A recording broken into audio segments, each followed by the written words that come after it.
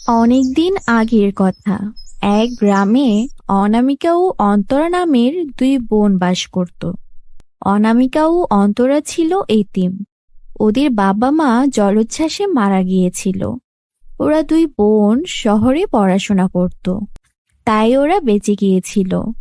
ওদের বাবা মাকে হারিয়ে ওরা একদম পথে এসে যায়, কারণ ওদের বাবা মা যে টাকা আয় করত তাতেই ওদের সংসার চলত।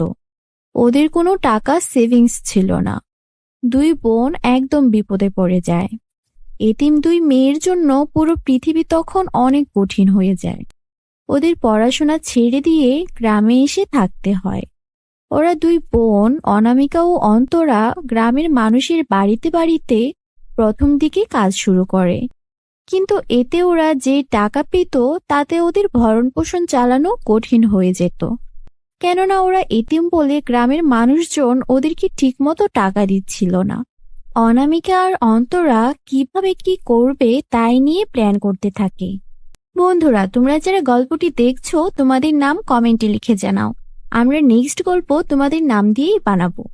বোন, আমরা এই গ্রামে কাজ করে কিছুতেই ভালো থাকতে পারবো না। গ্রামের মানুষগুলো অনেক স্বার্থপর। আগে জানতাম গ্রামের মানুষদের মন ভালো হয়, কিন্তু এখন দেখছি সবাই অনেক স্বার্থপর হয়। সারাদিন কাজ করিয়ে মাত্র 10 টাকা 20 টাকা হাতে ধরিয়ে দেয়।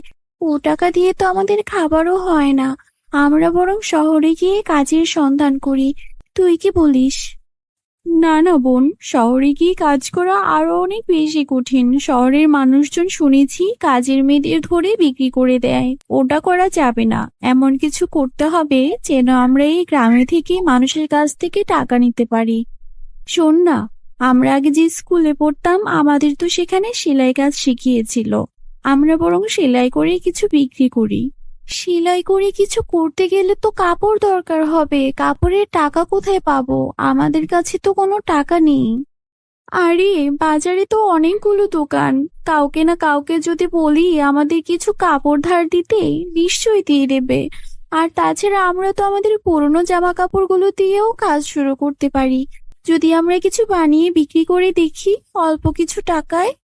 ওরা ওদের পুরনো শাড়ি আর পুরনো থ্রি পিসের ওড়নাগুলো দিয়ে ছোটদের জন্য ছোট ছোট জামা বানিয়ে নিল, সুই সুতা দিয়েই। আর তারপর সেগুলো বাজারে অল্প দামে বিক্রি করতে শুরু করলো। নিয়ে যান, নিয়ে যান, পুরনো শাড়ি ও পুরনো থ্রি পিসের ওড়না দিয়ে বানানো জামা খুবই অল্প দামে দিচ্ছি। নিয়ে যান, নিয়ে যান। একটা ফ্রক মাত্র 50 টাকা। গরিব দুঃখী নারীরা যারা তাদের মেয়েদেরকে টাকার অভাবে জামা কাপড় কিনে দিতে পারছিল না, তারা এত সুন্দর সুন্দর জামা এত অল্প দামে পেয়ে অল্প সময়ের মধ্যেই তাদের সব জামা কাপড় কিনে নিল। তারপর অনামিকা আর অন্তরা মিলে গ্রামের বাড়ি বাড়ি গিয়ে পুরনো কাপড় সংগ্রহ করতে শুরু করলো। এক মহিলা ওদের বিশ্বাস করে 5টি শাড়ি দিলেন, যা দিয়ে তারা সুন্দর সুন্দর ফ্রক বানিয়ে বিক্রি করলো। এর ফলে তারা অনেক ভালো আয় করতে শুরু করলো। একদিন এক বৃদ্ধা ওদের বাড়িতে এলেন আর বললেন, মেয়েরা, আমি শুনলাম তোমরা পুরনো শাড়ি আর ওড়নার বিনিময়ে টাকা দাও। আমার কিছু পুরনো শাড়ি আছে, তবে আমি এগুলো দিয়ে তোমাদের থেকে 10,000 টাকা নিতে চাই। বাড়িতে আমার নাতনি অসুস্থ। তোমরা কি আমাকে 10,000 টাকা দিতে পারো? ওরা বৃদ্ধাকে বিশ্বাস করে তাদের জমানো টাকা থেকে 10,000 টাকা দিল। বৃদ্ধা ওদের এক বিশেষ শাড়ি দিলেন, যা দিয়ে ওরা নিজেদের জন্য লেহেঙ্গা বানালো। হঠাৎ দেখলো তাদের বলা মতো আরো 100টি লেহেঙ্গা সেখানে প্রকট হয়ে গেল। তারা বুঝতে পারলো এটা জাদুর শাড়ি। তারা ঠিক করলো এই জাদুর সাহায্যে শুধু নিজেদের উন্নতি নয়, গরিব দুঃখীদেরও সাহায্য করবে। বন্ধুরা, তোমরা যারা যারা আমাদের চ্যানেলে নতুন, আমাদের চ্যানেলটিকে সাবস্ক্রাইব করতে ভুলবেন না যেন। এরপর দেখুন সোনার গরু 2। কৃষ্ণপুর নামের এক গ্রামে রতন চাষির একটা গরু ছিল। রতন সময়ে সময়ে জমিতে চাষ করার পাশাপাশি তার গরুকে নিয়ে ঘাস খাওয়াতে যেত, আর এই গরুটাকে নিজের সন্তানের মতোই বড় করে তুলেছিল। রতন তার গরুর নাম রাখে লালি। লালি রতনের নিজের ছেলের মতোই ছিল।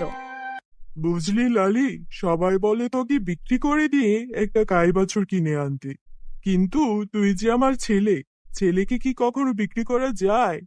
সবাই যাই বলুক, আমি তোকে কখনোই বিক্রি করব না। তুই আমার ছেলে, বুঝলি? গরু তো কিছুই বলতে পারে না, শুধু মাথা নাড়ায়। রতন ওর গরুকে এত ভালোবাসি দেখে রতনের বউ খুবই বিরক্ত হতো। তোমার এই গরুর প্রতি ভালোবাসা কবে শেষ হবে শুনি? সবাই বলছে লালিকে বিক্রি করে একটা গাই বাছুর নিয়ে আসতে, তাহলে তো দুধ পাওয়া যাবে। গাই বাছুর ছাড়া গরু পেলে কি কোনো লাভ আছে? শুনো, তুমি অত বুঝো না, বুঝলে? আমি আমার জমির ধান বেচে তারপর একটা গাই বাছুর কিনে আনবো। ইস, খুব জমির ধান বেচে গাই বাছুর কিনে আনবো? তা সে কয় টাকার ধান বেচবে? তোমার তো 20 মণ ধানও হয় না। একটা গাই বাছুরের দাম জানো? এর যে বলি কি লালিকে বিক্রি করো, তাহলে একটার জায়গায় দুইটা গাই বাছুর আনতে পারবে। আমরা গায়ের দুধও বিক্রি করতে পারবো। আর গায়ে যখন বাছুর দেবে তখন বাছুর আমরা বড় করতে পারবো। এত আবেগ দিয়ে কি দুনিয়া চলে? তুমি একটা গরিব চাষি, আর চাষিদেরও তো আবেগ থাকতে হয় না। তুমি অনেক কথা বলো, তোমার সঙ্গে এত কথা বলার সময় এখন নেই। লালিকে নিয়ে আমি নদীতে যাচ্ছি, ওকে গোসল করাতে হবে। এই বলে রতন লালিকে নিয়ে নদীতে চলে গেল। বন্ধুরা, তোমরা যারা যারা গল্পটি দেখছো তোমাদের নাম কমেন্টে লিখে ফেলো। আমরা পরবর্তী গল্প তোমাদের নাম দিয়ে বানাবো। আর হ্যাঁ, এরপরে জাদুর কোন গল্পটি দেখতে চাও তাও জানাতে ভুলো না যেন। বুঝলি লালি, সবাই এখনো তোকে নিয়ে নানা রকম কথা বলে, কিন্তু আমি তো জানি তুই আমার বুকের ধন। তোকে আমি কখনোই বিক্রি করব না। এইসব বলতে বলতে রতন কখন নদীর ভেতরে চলে যায় টেরই পায় না। রতন নদীর ভেতরে গিয়ে হাবুডুবু খেতে থাকে। লালু সবটা বুঝতে পারে, কিন্তু তারপরও কিছু করে উঠতে পারছিল না। অবলা জীব শুধু চোখের পানি ফেলতে থাকে। তখন লালি মনে মনে কিছু একটা বলতে শুরু করে, আর সঙ্গে সঙ্গে সেখানে একটা পরী এসে প্রকট হয়। কে কে আমাকে ডেকেছে? এই, তুই আমাকে ডেকেছিস? এই অবলা প্রাণীটা মন থেকে আমাকে ডেকেছে, তাই তো আমি এখানে চলে এসেছি। নিশ্চয়ই এই প্রাণীটার মালিক হচ্ছে এই লোকটা। একে তো বাঁচাতেই হবে। পরী তারপর রতনকে বাঁচিয়ে নদীর কিনারে নিয়ে আসে, আর লালি তখন পাশেই দাঁড়িয়েছিল। পরী তখন রতনের জ্ঞান ফেরায় আর বলে, তুমি অনেক ভাগ্যবান চাষি। তুমি এমন একটা প্রাণী পেয়েছো যে কিনা তোমার বিপদে মন থেকে সাহায্য চেয়েছে, আর তার সাহায্যের ডাকে আমি সাড়া দিয়ে তোমাকে বাঁচাতে এসেছি। এই অবলা প্রাণীটা তোমার জন্য সত্যি অনেক সৌভাগ্যজনক। হ্যাঁ, আমি তো জানি। আমি ওকে আমার নিজের ছেলের মতোই ভালোবাসি। ও কথা বলতে না পারলেও ওর চোখের ভাষা আমি বুঝি। ও আমাকে অনেক ভালোবাসে। সামান্য কটা টাকার জন্য আমার স্ত্রী আর পরিবারের সবাই চায় আমি যেন লালিকে বিক্রি করে দেই, কিন্তু লালিকে বিক্রি করা আমার পক্ষে সম্ভব নয়। লালি আমার ছেলের মতো। আমি যে কি করব বুঝে উঠতে পারছি না। আজকে লালি আমার প্রাণও বাঁচালো। আমি যে ওর কাছে চিরকৃতজ্ঞ হয়ে গেলাম। তুমি যখন তোমার গরুকে এত ভালোবাসো, তাহলে আমি এই গরুকে সাধারণ থেকে অসাধারণ বানিয়ে দিচ্ছি। এই গরু তোমার সব দুঃখের অবসান করবে। তবে মনে রেখো, কখনো যেন লোভ করো না। কি বলছেন পরি আপনি? এমন কি করবেন যাতে আমার লালি অসাধারণ হয়ে যায়? দেখোই না আমি কি করি। তুমি এক কাজ করো, নদী থেকে মাটি তুলে আনো, আর সেই মাটি তোমার লালির গায়ে প্রলেপ দিয়ে দাও। মাটি তুলে এনে লালির গায়ে প্রলেপ দেব? ওই শরীর তো নোংরা হয়ে যাবে। পরে তো আবার গোসল করাতে হবে। ওহো চাষি, তুমি দেখছি ভারী কথা বলো। এত কথা বলা ঠিক নয়। তুমি যা বলছি তাই করো। লালির গায়ে মাটির প্রলেপ দাও দেখি। পরীর কথা মতো তখন সেখানে রতন মাটি নিয়ে এসে গরুর গায়ে প্রলেপ দিতে শুরু করলো। প্রলেপ দেওয়া শেষ হয়ে গেলে পরী গিয়ে তার জাদুর কাঠি লালির গায়ে ছোঁয়ালো। সঙ্গে সঙ্গে লালি একটা সোনার গরুতে পরিণত হলো। এই কি কাণ্ড! আমার লালি তো সোনার গরু হয়ে গেছে। ওর কোনো ক্ষতি হবে না তো? ওর কোনো কষ্ট হচ্ছে না তো? না না, আমার সোনার গরুর দরকার নেই। আপনি আমার লালিকে আগের মতো করে দিন পরি। আরে না না, তোমার ছেলে তোমার লালি একদম সুস্থ আছে। আমি ওকে সোনার গরু করে দিয়েছি জাদু বলে, যেন ও তোমাকে সাহায্য করতে পারে। লালি তো ছেলে, ও তো তোমাকে দুধ দিতে পারবে না, বাছুরও দিতে পারবে না। কিন্তু যখনই তোমার টাকার দরকার হবে, লালির গায়ে 3 বার হাত বোলাবে। লালি ওর মুখ থেকে স্বর্ণমুদ্রা বের করে দেবে তোমায়। এবার আমি চলি। এই বলে পরী সেখান থেকে অদৃশ্য হয়ে গেল। রতন লালির গায়ে 3বার হাত বুলালো। সঙ্গে সঙ্গে লালির মুখ থেকে সোনার মুদ্রা ঝরে পড়তে লাগলো। এ কি কাণ্ড! আমার লালি দেখছি সোনার গরু হয়ে গেছে। যাই যাই, এখনই গিন্নিকে গিয়ে বলি। গিন্নি সবসময় আমাকে গালমন্দ করেছে। আমি লালিকে ভীষণ ভালোবাসি, তাই আজকে লালি আমার জীবন পরিবর্তন করে দেবে। চল লালি, চল। তারপর রতন তার গরুকে নিয়ে বাড়িতে আসে। রতনের সঙ্গে এমন একটা সোনার গরু দেখে রতনের স্ত্রী অবাক হয়ে যায়। এ কি কাণ্ড! তুমি এই গরুটা কোথা থেকে আনলে? এই তো দেখছি সোনার গরু। এত দামি গরু কোথায় পেলে গো? আরে না না, এটা দামি গরু নয়, এটা আমাদের লালি। লালি পরীর আশীর্বাদ পেয়েছে। পরী লালিকে আশীর্বাদ দিয়েছে, তাই লালি সোনার গরু হয়ে গেছে। শুধু তাই নয়, আমি তোমাকে এখন একটা জাদু দেখাবো, যা দেখে তুমি অবাক হয়ে যাবে। কি জাদুর কথা বলছো? তোমার কি মাথা ঠিক আছে? একটা সোনার গরুকে এনে বলছো এটা আমাদের লালি, এখন আবার বলছো জাদু দেখাবে? তুমি কবে থেকে এসব শুরু করলে গো? আরে দেখো দেখো, লালি চল গিন্নিকে এবার একটু জাদু দেখাই। দেখা দেখা লালি, তোর জাদু দেখা। তারপর রতন তার গরুর গায়ে 3বার হাত বোলালো। সঙ্গে সঙ্গে লালির মুখ থেকে ঝরঝর করে স্বর্ণমুদ্রা বেরোতে লাগলো। এ কি কাণ্ড দেখছি গো! আমার তো মাথা ঘোরাচ্ছে। এই গরুর মুখ থেকে স্বর্ণমুদ্রা পড়ছে কি করে? এ কি সত্যি আমাদের লালি? হ্যাঁ হ্যাঁ, এ সত্যি আমাদের লালি। এখন দেখবো কে বলে লালিকে বিক্রি করতে।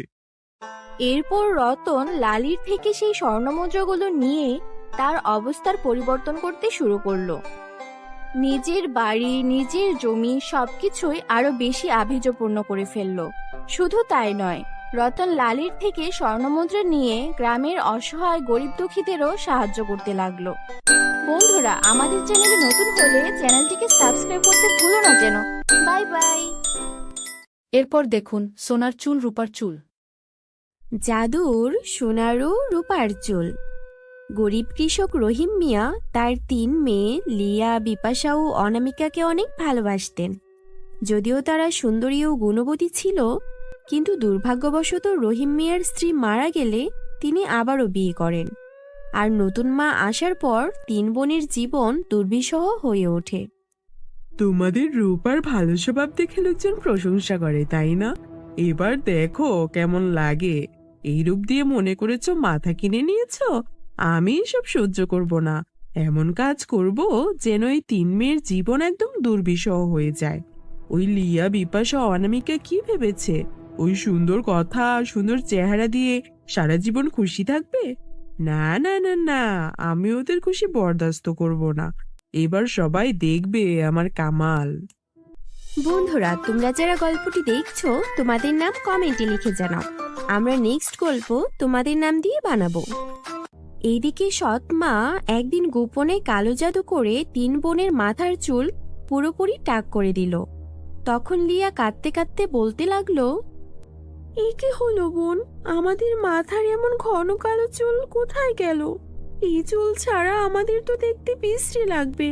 এমনিতেই আমাদের মা নেই, সৎ মা আমাদের উপর অত্যাচার করে, সারা দিন ঘরের কাজ করায়, তার উপর আমাদের সব চুল এইভাবে পড়ে গেল। এখন যে আমাদের বিয়েও হবে না। বিপাশা বলতে লাগলো, এখন আমরা কি করব? আমাদের তো বিয়েও হবে না। বাবা, আমাদের সাহায্য করো। অনামিকাও জোরে জোরে কাঁদতে লাগলো। ওদের বাবা 3 মেয়ের এমন দুর্বিষহ অবস্থা দেখে ভীষণ কষ্ট পেলেন, কিন্তু কিভাবে সবকিছু ঠিক হবে তার মাথায় কোনো বুদ্ধি আসলো না। এদিকে সৎ মা এইসব দেখে খুবই খুশি হলেন আর নিষ্ঠুরভাবে হাসতে লাগলেন। এখন দেখো তোমাদের কেউ পছন্দ করবে কিনা। রাজ্যের কোনো রাজপুত্র তো তোমাদের বিয়ে করবেই না, সাধারণ চাষিও তোমাদের বিয়ে করবে না। তোমাদের বাবার খুব শখ ছিল, তাই না, যে 3 মেয়েকে রাজপরিবারে বিয়ে দেবে? সুন্দর গুণবতী রূপবতী মেয়ে বলে কথা, তারা রাজ্যের রানী হবে। তোমরা সারা জীবন আমার গোলাম হয়েই থাকবে, চাকরানী হয়ে থাকবে। তোমরা চাকরানী, রাজরানী হয়ে থাকার স্বপ্ন দেখা বন্ধ করে দাও। এই অপমান সহ্য করতে না পেরে তারা 3 বোন রাতে পালিয়ে রাজপ্রাসাদের দিকে রওনা দিল। তারা শুনেছিল রাজপ্রাসাদে 3 রাজকন্যা আছে। ওদের নাম অনন্যা, পারমিতা ও কাশফিয়া। আর ওরা দেখতে হুবহু তিন বোনেরই মতো। ওরা তখন ঠিক করলো যে করে হোক ওরা রাজপ্রাসাদে প্রবেশ করবে। রাজপ্রাসাদে যদি আমরা ঢুকতে পারি তাহলে আমাদের কপাল বদলাতে পারবো। কিন্তু আমরা তো সাধারণ কৃষকের মেয়ে, আমাদের ভেতরে ঢুকতে দেবেই বা কেন? অনামিকা বলল, আমাদের চেহারা রাজকন্যাদের মতো, যদি আমরা কোনোভাবে ঢুকে যেতে পারি তাহলে সেটাই আমাদের ভাগ্য বদলে দেবে। এবার শুধু ঢুকে যাওয়ার অপেক্ষা। তারা রাজপ্রাসাদের বাগানে লুকিয়ে পড়ল। সেই সময় রাজকন্যা অনন্যা, পারমিতা ও কাশফিয়া বাগানে হাঁটছিল। ওরা ওদের তিন বোনকে দেখে আশ্চর্য হয়ে গেল। রাজকন্যারা দেখল যে তাদের মতো দেখতে হুবহু তিনটা মেয়ে, একদম একই রকম চেহারা, একই রকম গায়ের রং। তোমরা কারা? তোমরা আমাদের চেহারার মতো চেহারা কি করে পেলে? এটা কি কোনো জাদু? রাজকন্যা কাশফিয়া বলল, তোমরা বলো তোমাদের কি হয়েছে? তোমাদের চেহারা তো আমাদের মতো দেখতে, কিন্তু তোমাদের মাথায় চুল নেই কেন? তোমরা এমন টাক হয়েছো কি করে? তখন ওরা তিন বোন কেঁদে কেঁদে ওদের দুর্দশার কথা বলতে লাগলো। লিয়া বলতে শুরু করলো, আমাদের দুর্দশার কথা কি বলবো? আমরা জানি না এটা কোনো জাদু নাকি সত্যি। আমরাও লোকমুখে শুনেছিলাম যে রাজপরিবারের তিন রাজকন্যা হুবহু আমাদের মতো দেখতে, কিন্তু আমাদের তোমাদের মতো সৌভাগ্য নয়। আমরা দুর্ভাগ্য নিয়ে জন্মেছি। আমাদের সৎ মা আমাদের চুল টাক করে দিয়েছে জাদু দিয়ে, তাই আমাদেরকেও বিয়ে করতে চায় না। বিপাশা বলে, আমরা কোনো উপায় না পেয়ে পালিয়ে এসেছি। রাজকন্যারা এইটা শুনে অবাক হয়ে গেল। তখন রাজকন্যা অনন্যা বলল, এটা অন্যায়, তোমাদের সৎ মাকে শিক্ষা দিতে হবে। রাজকন্যা কাশফিয়া বলল, আমরা তোমাদের জায়গায় ওই কৃষকের বাড়ি যাব, আর তোমরা এখানেই থাকবে। আমরা তোমাদের জন্য শুভেচ্ছা আনব। পরের দিন রাজকন্যারা গরিব কৃষকের মেয়ের মতো সৎ মায়ের ঘরে প্রবেশ করল। তারা মুখ ঢেকে রাখলো যেন ওদের চিনতে না পারে ভালো করে। আহা, তোরা ফিরে এসেছিস? তা কোথাও যাওয়ার জায়গা পেলি না বুঝি? রাতে তো বেরিয়ে গিয়েছিলে, কোথাও জায়গা পেলি না? এই আমার কাছেই গোলাম হয়ে থাকতে হবে, বলে দিয়েছিলাম না? বন্ধুরা, তোমরা যারা যারা গল্পটি দেখছো তারা তোমাদের নাম কমেন্টে লিখে জানাও। আমরা নেক্সট গল্প তোমাদের নাম দিয়ে বানাবো। এদিকে সৎমা তো জানতো না যে এরা রাজকন্যা। সৎমা ওদের গায়ে হাত তুলতে শুরু করলো আর একটা লাঠি দিয়ে ওদের মারতে শুরু করলো, আর ওদের দিয়ে কাজ করার হুকুম দিল। যা যা, এখনই যা, ও নদী থেকে থালা বাসনগুলো ধুয়ে নিয়ে আয়। আর হ্যাঁ, ভালো করে শাড়িগুলো কেচে রাখবি। তারপর ঘোরদোর মুছে আমার জন্য রান্না করে নিয়ে আয়। রাজকন্যা পারমিতা রেগে আগুন হয়ে গেল। তোর শাস্তি হবে নিষ্ঠুর মহিলা, তুই জানিস না তুই কার সাথে কথা বলছিস। তখন সৎমা অবাক হয়ে গেল, এরা কারা? তখন সৎমা বুঝতে পারল যে এরা নিশ্চয়ই রাজকন্যা। এ কি, আপনারা দেখছি রাজকন্যা! আমাকে ক্ষমা করে দিন, আমি তো ভেবেছিলাম আপনারা আমার মেয়ে। আপনাদের দেখতে তো আমার তিন সৎ মেয়ের মতো, তাই বলে ফেলেছি। আমি যদি জানতাম আপনারা রাজকন্যা, আমি আপনাদের গায়ে কখনো হাত তুলতাম না। আমাকে ক্ষমা করে দিন, এবারের মতো ক্ষমা করে দিন। ক্ষমা করে দেব? আমরা যদিও তোর সৎ মেয়েই বা হই, তাহলে তোকে কে অধিকার দিয়েছে আমাদের গায়ে হাত তোলার? এখন আমি রাজপ্রহরীদের খবর দিচ্ছি, ওরা এসে তোকে বন্দি করে রাখবে। কালকোঠরিতে থাকলে তখন তুই উচিত শিক্ষা পাবি। শয়তান মহিলা, তিনটে অনাথ মেয়েকে অনেক অত্যাচার করেছিস। তোর অত্যাচারের দিন আজই শেষ। আমাদের হাত থেকে তোকে কেউ রক্ষা করতে পারবে না। আর কৃষক, তুমি তো ওদের বাবা হও। বাবা হয়ে মেয়েদের উপর এমন অত্যাচার তুমি কি করে মেনে নিলে?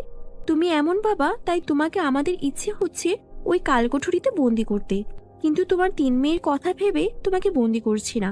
তবে তোমাকে আমরা শেষবারের মতো বলছি, কখনো যদি তিন মেয়ের সঙ্গে কোনো প্রকার অন্যায় হয়েছে আর তুমি প্রতিবাদ না করেছো, তোমার জায়গা হবে আমাদের রাজ্যের কালকোঠরিতে।